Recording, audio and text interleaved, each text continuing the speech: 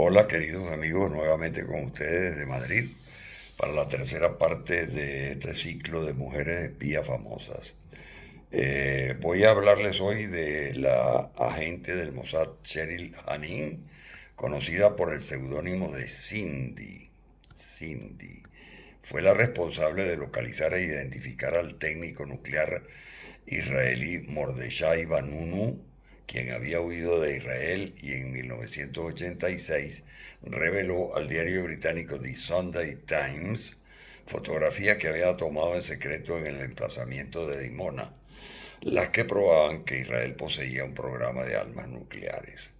El periódico británico publicó la información y calculó que Israel habría producido unas 100 ojivas nucleares. Hanin logró seducir a Vanunu y lo convenció para que viajasen juntos a Roma, donde después de drogarlo trasladó al ingeniero a Israel con la ayuda de agentes del Mossad. Vanunu pasó 18 años en prisión, de los cuales 11 en confinamiento solitario, a pesar de que esta restricción no está contemplada en el Código Penal de Israel. Es considerado, él considera que recibió un trato cruel cuando salió de prisión en el año 2004, dijo que recibió un trato cruel y bárbaro por parte de las autoridades penitenciarias israelíes. Es considerado un ícono del pacifismo internacional y ha sido nominado en varias ocasiones por organizaciones de derechos humanos para el Premio Nobel de la Paz, pero se ha negado a recibirlo porque alega que lo recibió Simon Peres, a quien considera el padre de la bomba atómica israelí. Amnistía Internacional, por su parte, lo considera un prisionero de conciencia. La segunda espía famosa de la que les hablaré hoy es la española de nacimiento, pues que nació en Ceuta el 26 de abril de 1909, África de las Heras Gavilán, militante del Partido Comunista Español desde 1930 y luego se nacionalizó en la Unión Soviética. Fue una destacada espía del NKVD o Comisariado del Pueblo, la agencia de seguridad y policía secreta de la Unión Soviética desde el año 34 hasta 1946. Fue sustituida esa agencia por el Comité de Seguridad del Estado OMGB hasta el año 54 y luego por la KGB a partir de allí hasta el año 1991. Y tras la disolución de la URSS, de la Unión República Socialista Soviética, sus funciones fueron asumidas por diferentes agencias de la Federación Rusa, siendo el Servicio Federal de Seguridad, FSB, el principal sucesor.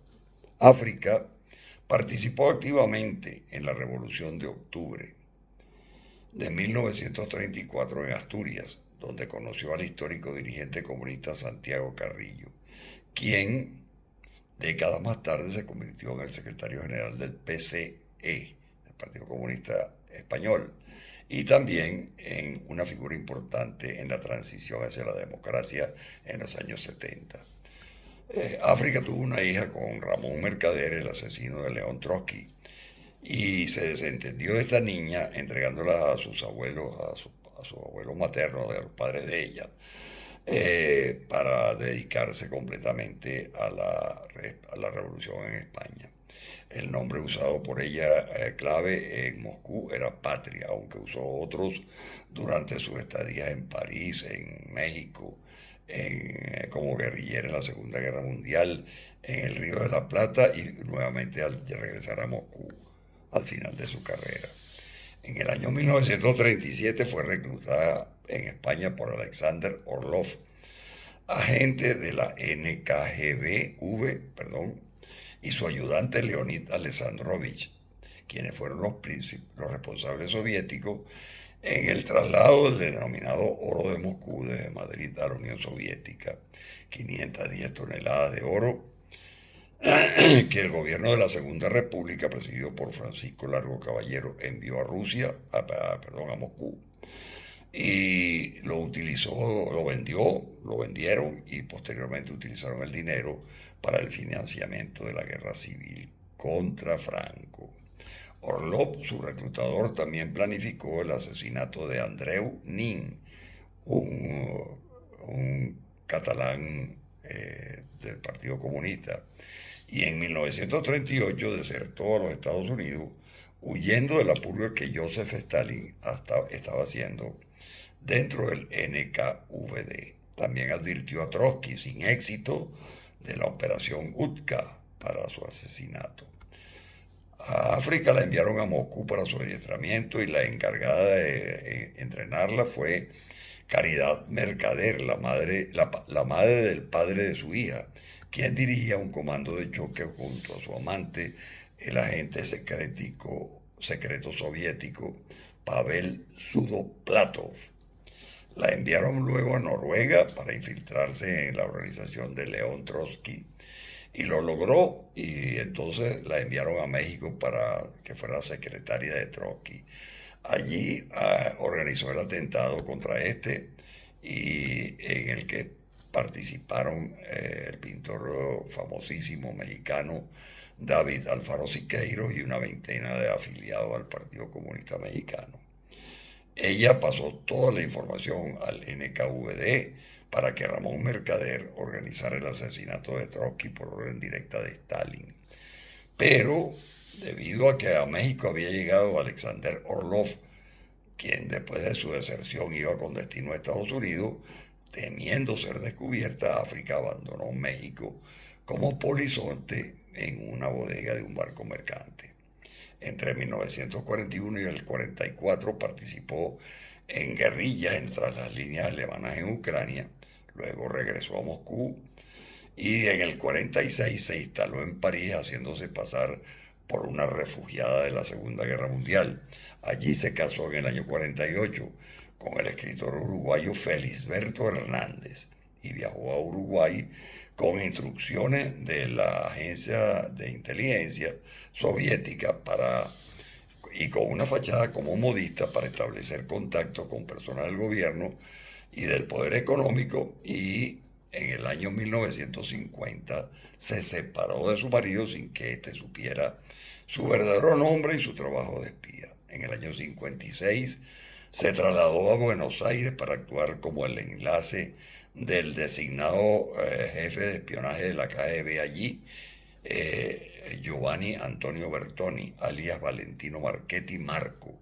Se casó con él ese mismo año por orden de la KGB, que veía esta unión con buenos ojos para mejorar y facilitar el trabajo de ambos espías. El matrimonio inició un negocio de antigüedades en Montevideo y realizó numerosas misiones, sirviendo además de enlace entre los diferentes espías soviéticos y la sede central de Moscú. Se cree que fue ella quien transmitió al KGB la información de la invasión de la Bahía de Cochinos en Cuba. En 1967 su marido Marco murió en extrañísimas circunstancias y se cree que fue ella quien lo envenenó por órdenes de la KGB. Regresó a la URSS, a la Unión Soviética, en el año 71, destinada al entrenamiento de nuevos agentes en el cuartel general de la KGB, y en el año 1985 se retiró del trabajo de toda actividad de espionaje y murió en Moscú el 8 de marzo de 1988 por problemas cardíacos. Fue enterrada con honores militares en el cementerio Jovanskoye, en una lápida que que reza lo siguiente. Aparece a grandes letras la palabra patria escrita en español, junto con un texto en ruso que dice: Coronel África de las eras 1909-1988, héroe de la patria. Bueno amigos, esto es todo por hoy. Mañana continuaremos con una nueva